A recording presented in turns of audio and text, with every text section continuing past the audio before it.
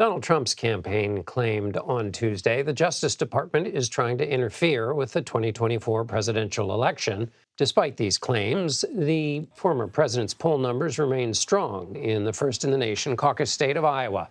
He was there last weekend at the GOP's annual Lincoln Day dinner, where he was warmly welcomed on stage as a Brooks and Dunn song played these lyrics.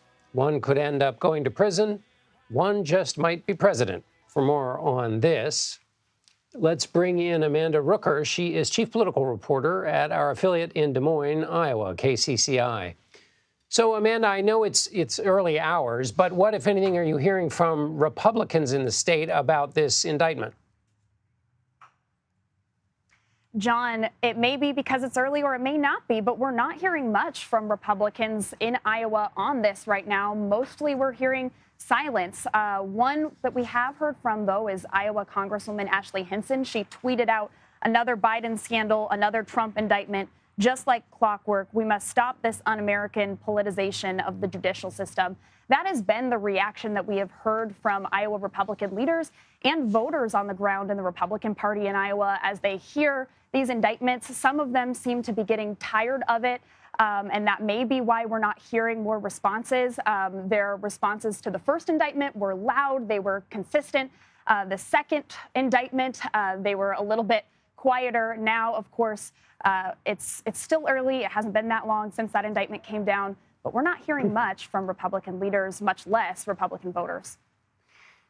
Amanda, one of the things that blessedly happens in primary contests is that there's a national message, and then Iowa and then New Hampshire and South Carolina and other states get to weigh in, and the voters get to give their view, which is often at odds with the national view. But in this case, is the former president as strong in Iowa as he appears to be nationally? There are a number of national polls that show him basically running away with the race and none of his competitors very close. How would you characterize the situation there on the ground in Iowa?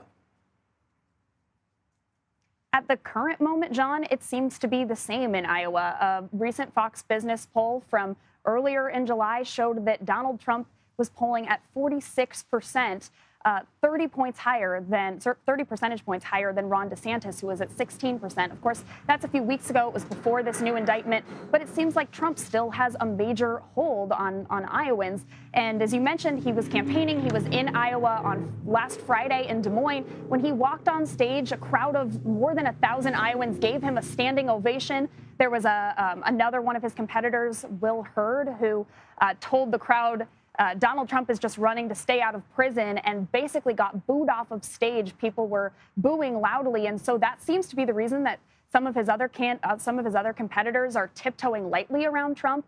And the loud reaction of Iowa Republicans in that crowd seems to indicate, at least anecdotally, that Iowans here are still cheering on Trump despite the legal issues that are hanging over him. KCCI chief political reporter Amanda Rooker. Thanks so much, Amanda. Thank you.